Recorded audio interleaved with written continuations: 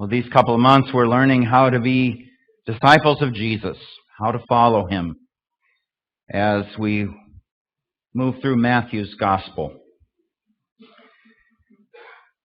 Today we look at chapter 11, verse 28 through verses 12, 21. As Jesus seeks disciples, he calls us, "Follow me." And that's a call, an invitation to a life of service. But we learn it's also a life of blessing with him by our side. At the end of chapter 10, Jesus also says to us, "Come to me. Come to me, all you who are weary and burdened, and I will give you rest. Take my yoke upon you and learn from me, for I am gentle and humble in heart, and you will find rest for your souls. For my yoke is easy, and my burden is light." Jesus is a master who has high expectations, but he is not a stern master. He cares for us. And we've already seen in previous weeks his compassion for human beings, often those same individuals that everyone else has written off. Matthew says Jesus' compassion is that spoken of by the prophet Isaiah in Isaiah 42, 1 through 4, where he says, a bruised reed he will not break, and a smoldering wick he will not snuff out. Think of a long plant stem like a reed. If there's a place where the stem is bruised or crushed, that stem must be treated very carefully, or it will break right in two. Any rough treatment or anything but the most careful approach will break it. The same is true of a spark of fire that is barely glowing. We have a fire pit in our backyard, and in the summer we have occasions where we like to light a campfire for cooking or just for enjoyment. And sometimes I can set the fire and use a little kindling and some newspaper, and whoosh, the fire catches and burns nicely. However, there are those other times when I think I have a fire going and come back to it a few minutes later to see it is not growing in intensity, but is in fact about to go out. And then I get down on my hands and knees and I carefully blow on that spark to see if there's any life left in it, any little bit of spark that would hopefully lead to a fire. Now, if I blow too hard, I will surely put it out. If I blow too softly, I accomplish nothing. It's a fine balance between giving the fire enough oxygen to kindle the flame and totally blowing it out. And the Bible then compares people to a bruised reed that needs to be handled carefully because it might break, or to a dying ember that needs to be given just the right amount of care to stoke it into a fire. People need to be treated with care and compassion. Do you know any bruised reeds? Any smoldering wicks? People who are battered and burned out. We know how Jesus responds to them. The leaders of Jesus' day were enthralled with their own power. However, instead of using that power for the good of others, to defend the powerless, they often used it to exploit them, to destroy them. How do you respond to the bruised and burned out? Are we in the business of bearing burdens or breaking the bruised? After Jesus' invitation, "Come to me," at the end of chapter 11, we move on into chapter 12 to see the contrast between Jesus' treatment of people and the way the Jewish leaders treated people. Jesus became embroiled in a controversy with the scribes and Pharisees over what seemed to be proper observance of the Sabbath day. They accused him of disrespecting the law by acting inappropriately on the Sabbath. Of course, Jesus' actions had nothing to do with lack of concern for the law, and everything to do with his concern for the bruised and burned out in life. We see as we look at Jesus' behavior, Jesus places human need above nitpicking. The beginning of chapter 12, Jesus and his disciples were traveling through a grain field on the Sabbath day. They were hungry and picked some of the heads of grain to eat them.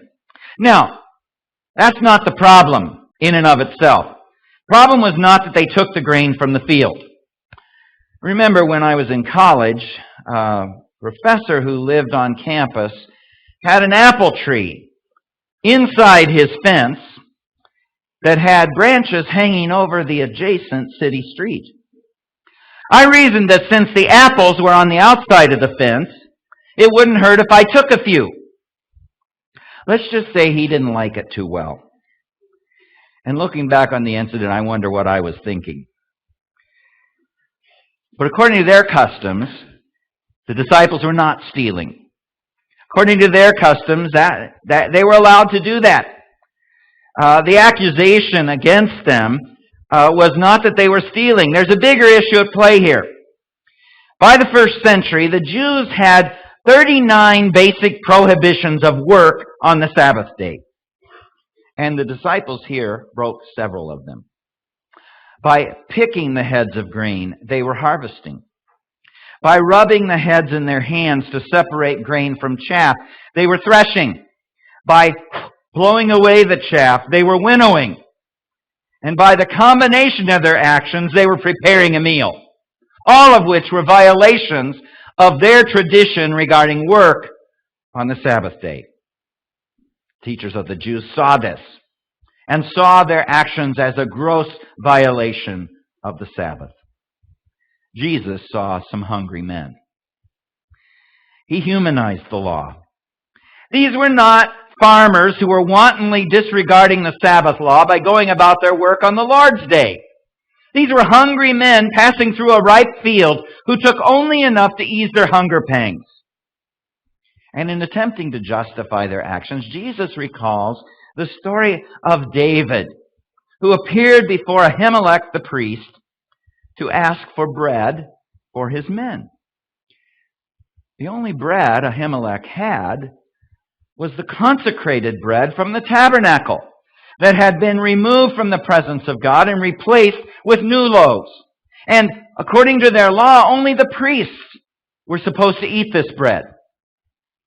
But Ahimelech saw the need of David and his men, and he gave it to them. And David and the others ate it without consequence. Their need superseded the rules. Now, none of this is to say that Jesus taught us as his followers to live a lawless life. That's not the point at all. He respected the law. But he also knew sometimes human beings defied classification under the law. It is impossible to devise a law to cover every human circumstance. We love the song, Just As I Am. How many people have come to faith in Christ as a choir or as a congregation sang that beautiful gospel song, Just As I Am, without one plea? We sing it. And we believe God takes us with all of our warts. But do we believe it as much when someone else says, Just as I am, I come to thee? Do we accept one another? How do we evaluate people? Do we evaluate them according to strict standards as lawbreakers who do not measure up? Or as sinners who are in need of God's help, with us as his agents of love? Do we demand perfection before allowing someone into our fellowship? Or is it enough that a person is aware of his or her need and struggling to deal with a problem? When one stumbles and falls back into sin, do we turn our backs or gloat over their failure? Or do we see that is when their need is greatest?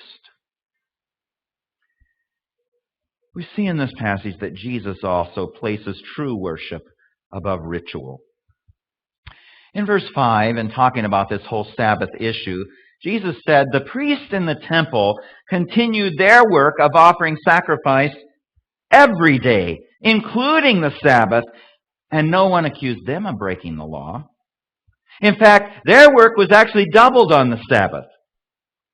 But everyone knew and accepted that they were doing the work of God. The work of worship took precedence over keeping the ritual law, and especially over keeping the man-made traditions that surrounded that law.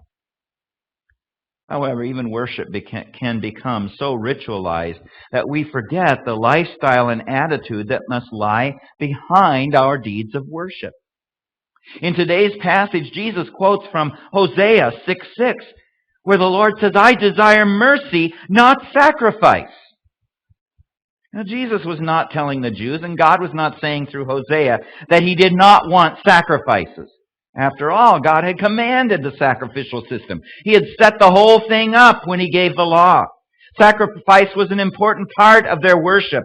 But what he was saying is that the sacrifices, the rituals of worship, are meaningless if not accompanied by a lifestyle and attitude that indicate one's true submission to God's lordship. That's what worship is all about. Submitting ourselves to him. We can go through the motions and have hatred in our hearts.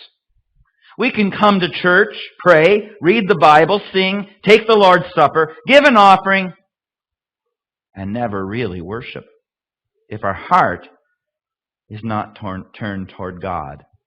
We go away the same we came, never really bowing our wills, our attitudes, our lives before God. We never really desire for God's will to be done, for him to conform us to his image. And that's why Paul says what he did in Romans chapter 12. He explains there the true worship God desires is to offer our bodies as living sacrifices. He doesn't just want our sacrifices, he wants us. All of us. True worship must involve a right attitude toward others as well as toward God. We can come together, smile at others, and talk nicely to them, never betraying the daggers in our heart or the sharp words we say under our breath or out of their hearing. God doesn't really need our sacrifices or our worship, but he does need us to be people of mercy and compassion in our dealings with others. In the end, that is true worship, and that is true sacrifice. Finally, we see that Jesus places restoration above Sabbath rest. Look at verses 9 through 13. Going on from that place, he went into their synagogue, and a man with a shriveled hand was there. Looking for a reason to accuse Jesus, they asked him, "Is it lawful to heal on the Sabbath?" I'm trying to trap him here.